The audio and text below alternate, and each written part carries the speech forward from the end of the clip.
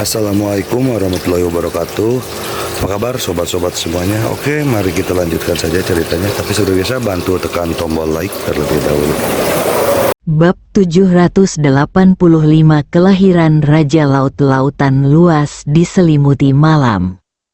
Sebuah kapal besar berlayar menuju kejauhan.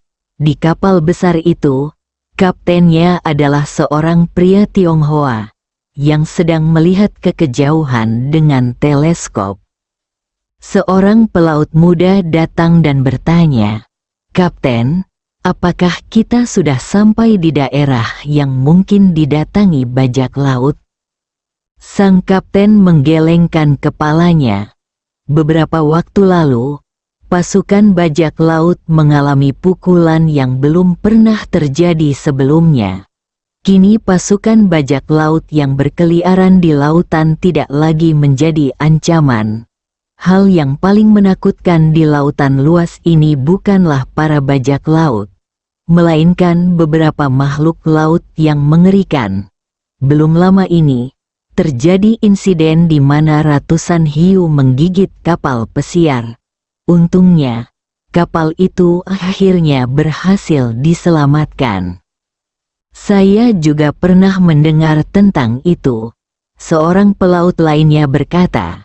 "Dikatakan bahwa seorang prajurit Tiongkok misterius muncul dan mencabik hiu-hiu itu seorang diri, lalu mengusir mereka."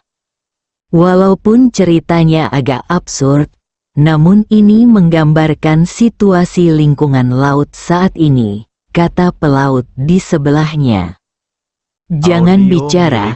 Ekspresi sang kapten tiba-tiba menjadi serius.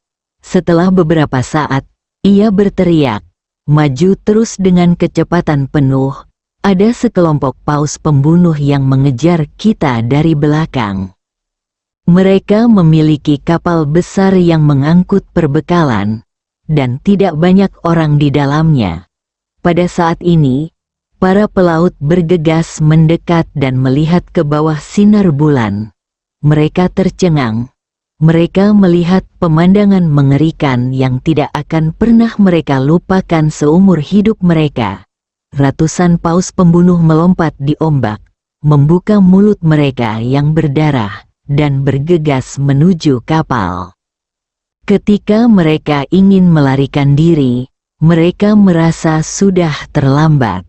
Paus pembunuh muncul dari segala arah seolah sedang berburu, mengepung kapal. Ledakan langsung dan ganas menghantam kapal besar itu.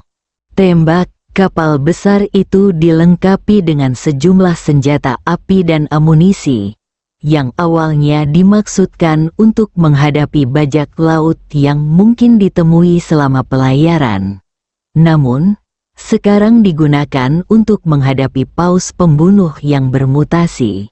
Tetapi tanpa diduga, itu sama sekali tidak efektif. "Sudah berakhir," gumam sang kapten. Mata para pelaut juga dipenuhi dengan keputusasaan. Pada saat kritis, seseorang tiba-tiba berseru, "Lihat ke sana. Ada sekelompok makhluk laut lain yang datang." Apakah kita sudah menjadi populer? Kelihatannya seperti hiu, diikuti oleh berbagai makhluk laut.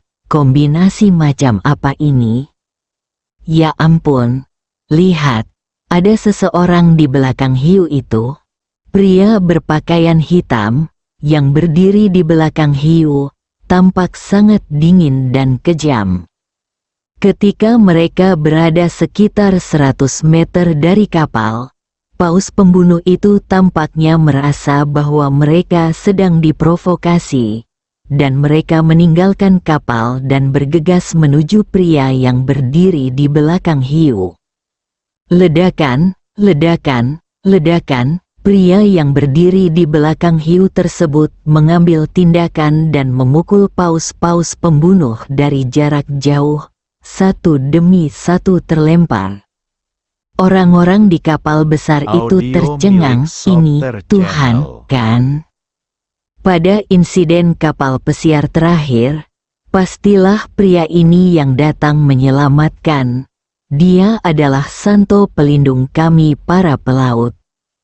Saya ingin dengan hormat memanggilnya Raja Laut. Jiang Kufeng juga tampak sangat gembira. Ia akhirnya melihat perahu itu, yang juga berarti kesempatannya untuk meninggalkan laut telah tiba. Fajar sudah hampir tiba. Jiang Kufeng tidak akan membiarkan kelompok paus pembunuh ini melukai kapal. Jadi dia mengambil tindakan tegas dan menyerang kelompok paus pembunuh tersebut. Kawanan paus pembunuh itu hancur berkeping-keping dan segera melarikan diri ke segala arah. Jiang Kufeng penuh energi dan melompat kembali ke punggung hiu Adai, menunjuk ke kapal besar di kejauhan. Ayo pergi. Dai bergerak sangat cepat, membawa Jiang Kufeng bersamanya saat ia bergegas pergi. Jiang Kufeng tercengang. Salah arah, ikan besar bodoh ini benar-benar membawanya mengejar paus pembunuh. 10.000 ikan besar bodoh melintas di benak Jiang Kufeng. Aku benci karena aku tidak bisa mengumpat dengan suara keras. Jiang Kufeng hanya bisa menepuk punggung Dai beberapa kali. Dai mengerti lagi. Sang master ingin bergegas lebih cepat. Dai mempertaruhkan nyawanya dan mengejar Raja Paus pembunuh dengan kecepatan penuh. Wilayah laut di sekitar kapal kembali damai. Kalau saja tidak ada beberapa bangkai paus pembunuh yang mengapung di laut, pasti orang-orang di dalam kapal itu akan curiga kalau mereka sedang berhalusinasi. Sang kapten segera tersadar dan berkata, "Cepatlah, bangkai paus pembunuh ini mungkin akan menarik perhatian makhluk laut yang lebih mengerikan nantinya." Kapal besar itu segera berangkat.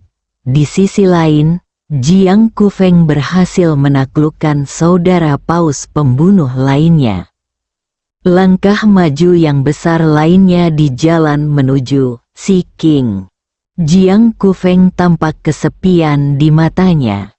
Dia berbaring di punggung Dai, merasa telah menerima takdirnya. Sebelum Dai sungguh-sungguh mengerti maksudnya, dia hanya bisa berkeliaran di sekitar laut. Jiang Kufeng merasa menyesal lagi. Ketika Chu Chen pergi hari itu, mengapa dia memilih untuk pamer dan berbicara sambil memukul punggungnya ke arah Chu Chen? Guizhou, Pegunungan Siwanda, Desa Hongmiao. Ketika Chu Chen mendorong pintu hingga terbuka dan masuk ke dalam ruangan lagi, Chu Xiaoyu adalah satu-satunya orang yang tersisa di ruangan itu. Dia memegang bel kecil di tangannya, dengan satu tangan menopang dagunya, menatap dengan bodoh ke arah bel kecil yang indah yang digantung dengan tali merah. Ketika dia mendengar langkah kaki, Chu Xiaoyu mengepalkan tinjunya dengan tangan yang memegang bel kecil, menoleh, dan berdiri dengan cepat. "Saudara Chen, kalian sudah kembali. Aku baru saja akan pergi mencarimu." Chu Chen meliriknya dan berkata, "Aku pikir kamu ingin menemukan gadis kecil dari keluarga Miao." Chu Chen berjalan mendekat dan menatap tangan Chu Xiaoyu dengan rasa ingin tahu. "Ceka-ceka, tanda cinta." "Kakak Chen, aku adalah anak ajaib di kelab malam Beijing. Apa aku akan melakukan hal kekanak-kanakan seperti itu?" Chu Xiaoyu berkata, "Itu hanya bel kecil. Miao Yi memberikannya kepadaku sebagai hadiah kecil dari keluarga Miao sebagai ucapan terima kasih karena telah menyelamatkannya. Itu saja." Chu Chen dan Song Yan saling memandang. Audio Itu saja. milik Sopter Chu Chen Channel. tertawa terbahak-bahak. Chu Xiaoyu merasa sedikit bersalah dan segera mengganti topik pembicaraan. Saudara Chen, kalian pergi mengamati semut beracun mutan, kan? Jumlah mereka terlalu banyak. Meskipun wilayah yang mereka jangkau hanya dalam radius 3 km, tidak mudah untuk menyingkirkan mereka. Aku telah menghancurkan sarang semut beracun mutan. Chu Chen menepuk bahu Chu Xiaoyu. Kamu harus bergegas dan mengobrol dengan Miao Yi. Mengingat situasi saat ini, setelah menyelesaikan misi di Qiandi, kamu harus menuju misi berikutnya. Chu Xiaoyu tercengang. Apakah semut beracun yang bermutasi telah dimusnahkan? Chu Xiaoyu tidak dapat mempercayai apa yang didengarnya. Efisiensi saudara Chen terlalu mengerikan. Chu Chen mengeluarkan kendi anggur dan berkata, ini adalah sumber mutasi semut. Ketika Chu Xiaoyu mengetahui bahwa semut beracun mutan terbentuk karena sebotol anggur, dia merasa semakin tidak percaya. Tetapi dia harus mempercayai kata-kata Chu Chen. Aku akan memberimu alasan untuk pergi mencari Miao Yi. Chu Chen berkata sambil tersenyum. Tolong minta kakeknya dan tetua lainnya di desa Hong Miao untuk datang dan memberitahu mereka bahwa semut beracun mutan telah dimusnahkan. Tanyakan juga apakah ada di antara mereka yang tahu asal-usul kendi anggur ini. Ketika Chu Chen mengeluarkan toples anggur itu lagi, dia secara tak terduga menemukan bahwa ada tanda simbol di dasar toples itu yang belum pernah dia lihat sebelumnya. Bab 786, Penjaga Lentera Kuil Merah. Saat Chu Chen mengeluarkan toples anggur, Song Yan tidak bisa menahan diri untuk tidak menatap Chu Chen dengan rasa ingin tahu. Lebih dari selusin toples anggur, orang ini benar-benar dapat melakukan sihir. Selain itu, dia mengambil salah satu kendi berisi anggur. Chu Xiaoyu dengan senang hati menerima tugas itu. Alasan yang sah untuk mencari Miao Yi. Desa Hong Miao tidak besar. Chu Xiaoyu tiba di pintu Miao Yi dalam waktu kurang dari 2 menit. Wajah cantik gadis itu terlintas di benaknya. Chu Xiaoyu tidak bisa menahan detak jantungnya yang semakin cepat. Setelah berdiri di pintu dan mengambil beberapa napas dalam-dalam, Chu Xiaoyu membasahi tenggorokannya. Tepat saat dia hendak mengetuk pintu, sebuah suara renyah terdengar dari belakangnya. Pahlawan Xiaoyu. Pupil mata Chu Xiaoyu tiba-tiba melebar. Kapan Miao Yi berdiri di belakangnya? Bukankah ini berarti Miao Yi melihat persiapanku yang agak berlebihan lagi? Pahlawannya sudah tua. Chu Xiaoyu tersenyum canggung. Tetapi sebelum dia bisa mengatakan apapun, Miao Yi mengambil inisiatif untuk berjalan mendekat dan membuka pintu. Pahlawan Xiaoyu, masuklah. Miao Yi masuk lebih dulu. Ketika dia memumpuni Chu Xiaoyu, dia teringat pada serangkaian tindakan yang baru saja dilihat Chu Xiaoyu. Dan sudut mulutnya tak dapat menahan diri untuk tidak melengkung membentuk bulan sabit. Pahlawan ikan kecil, lucu sekali. Kakek, ada tamu datang. Teriak Miao Yi. Ini bukan pertama kalinya Chu Xiaoyu datang ke rumah Miao Yi. Hanya saja beberapa kali sebelumnya dia datang. Dia mencoba membujuk kakek Miao Yi untuk meninggalkan desa Hong Miao. Tetapi pada akhirnya dia ditolak oleh lelaki tua itu. Terakhir kali, lelaki tua itu bahkan mengayunkan tongkat kayu dan menendangnya keluar. Dalam kesan Chu Xiaoyu, Ini adalah seorang lelaki tua dengan temperamen yang sangat buruk. Namun kali ini, Chu Xiaoyu datang membawa kabar baik, dan dia tidak takut saat menghadapi lelaki tua itu.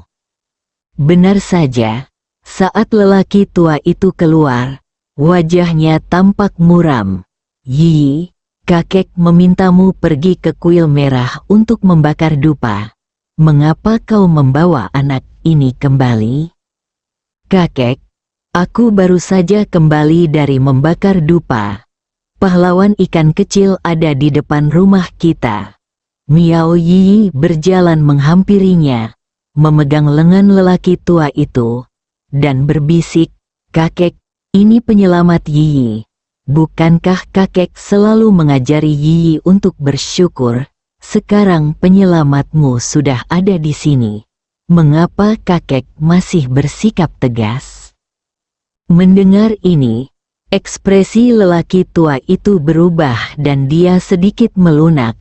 Dia melirik Chu Xiaoyu dan berkata, "Meskipun kamu menyelamatkan Yi, jika kamu ingin aku meninggalkan desa Hong Miao karena ini, itu sama sekali tidak mungkin."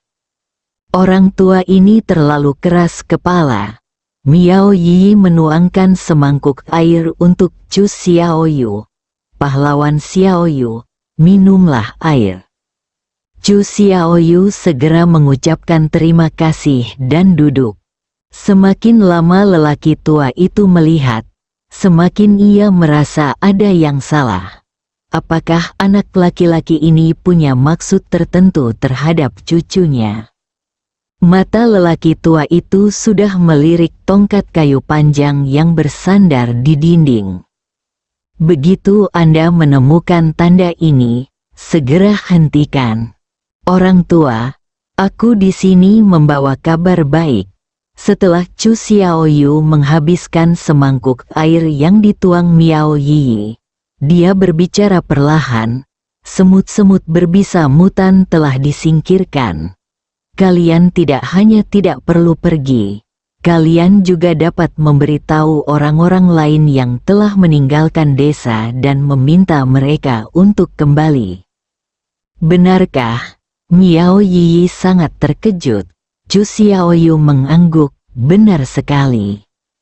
Orang tua itu juga tergerak dan berdiri dengan gembira. Dewa merah itu spiritual. Chu Xiaoyu ragu sejenak, namun tetap berbicara. "Ini bukan dewa merah yang muncul, melainkan saudaraku yang datang dan secara pribadi membunuh semut beracun mutan itu." Chu Xiaoyu mendengar nama Hong Shen. Pada hari pertama ia tiba di desa Hong Miao. Tidak hanya desa Hong Miao, tetapi banyak desa di sekitarnya semuanya percaya pada Dewa Merah. Desa Hong Miao juga merupakan satu-satunya desa dengan kuil merah dalam radius puluhan mil. Namun, Chu Xiaoyu berkata bahwa dia belum pernah mendengar siapa Dewa Merah itu. "Saudaramu ada di sini. Itulah rencana Dewa Merah." Orang tua itu menjawab dengan wajar. Chu Xiaoyu mengeluh dalam hati, "Itu adalah pengaturan ayahku." Namun, dia tidak berani mengatakannya lantang. Chu Xiaoyu yakin jika dia berkata di depan lelaki tua itu, "Ayahku adalah Dewa Merah," dia akan diusir dari Gunung 10.000 oleh lelaki tua yang membawa tongkat itu. Beberapa kepercayaan tidak dapat disentuh atau dinodai begitu saja.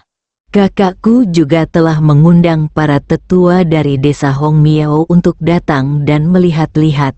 Dia telah menemukan penyebab mutasi semut, tetapi ada beberapa hal yang tidak dia pahami. "Aku harap kalian dapat membantunya memecahkannya," kata Chu Xiaoyu. Miao Yi juga menatap kakeknya. Dia tahu bahwa kakeknya menyembunyikan banyak rahasia. Ada alasan penting mengapa dia menolak meninggalkan desa Hong Miao.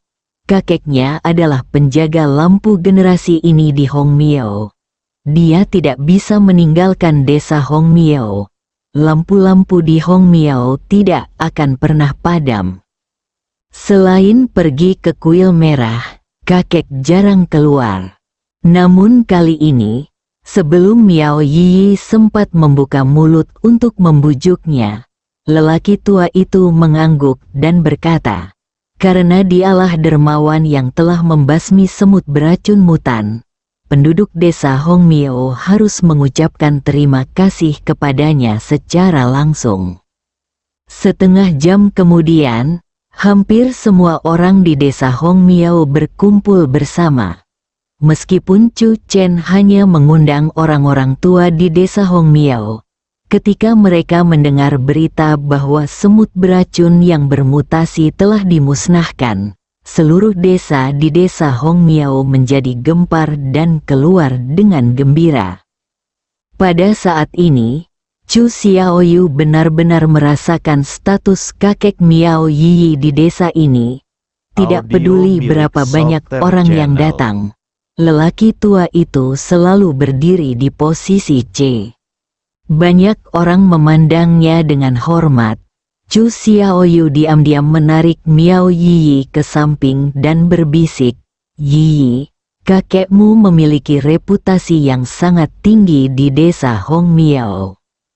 Tentu saja, Miao Yi menjawab, "Kakek adalah penjaga kuil merah, tidak hanya desa kuil merah, tetapi juga penduduk desa di sekitar yang percaya kepada Dewa Merah sangat menghormati kakek. Bahkan, selama kakek berbicara, semua orang akan menanggapi kata-katanya." Penjaga lentera kuil merah, Chu Xiaoyu langsung tertarik. "Yi, bisakah kau memberitahuku secara rinci?" Miao Yi mengangguk dan berkata, "Dahulu kala, nenek moyang kita menjalani kehidupan yang sangat keras dan sering diganggu oleh orang lain. Kemudian, salah satu leluhur kita diberkati oleh surga dan menjadi sangat berkuasa, membuat kehidupan seluruh suku menjadi lebih baik." Miao Yi menceritakan secara singkat legenda kuno yang beredar di desa Hongmiao ini. Pada dasarnya, leluhur itu adalah Dewa Merah. Kemudian, ia memberikan kontribusi besar bagi suku tersebut dan akhirnya mengorbankan hidupnya untuk melindungi suku tersebut. Oleh karena itu, ia disembah dari generasi ke generasi dan sebuah kuil merah dibangun untuknya dengan dupa dan lampu yang terus-menerus menyala. Dengan desa Hongmiao sebagai pusatnya, terdapat lebih dari selusin desa di sekitarnya, yang semuanya percaya kepada Dewa Merah. Mereka semua adalah keturunan dari suku Dewa Merah. Miao Yi berkata, "Setiap generasi akan memilih seorang penjaga lampu, yang tidak hanya menjaga lampu-lampu di kuil merah, tetapi juga kepercayaan semua keturunan Dewa Merah." Jadi begitu, Chu Xiaoyu mengerti, legenda tentang leluhur tidak hanya tentang Dewa Merah, tetapi dapat ditemukan di banyak tempat. Beberapa adat istiadat yang diwariskan bahkan lebih aneh, tetapi juga diikuti dan dilindungi secara ketat dari generasi ke generasi. Ini juga merupakan adat istiadat tradisional Tiongkok. Pada saat ini, Chu Chen sudah berjalan keluar sambil memegang kendi anggur di tangannya, bersambung.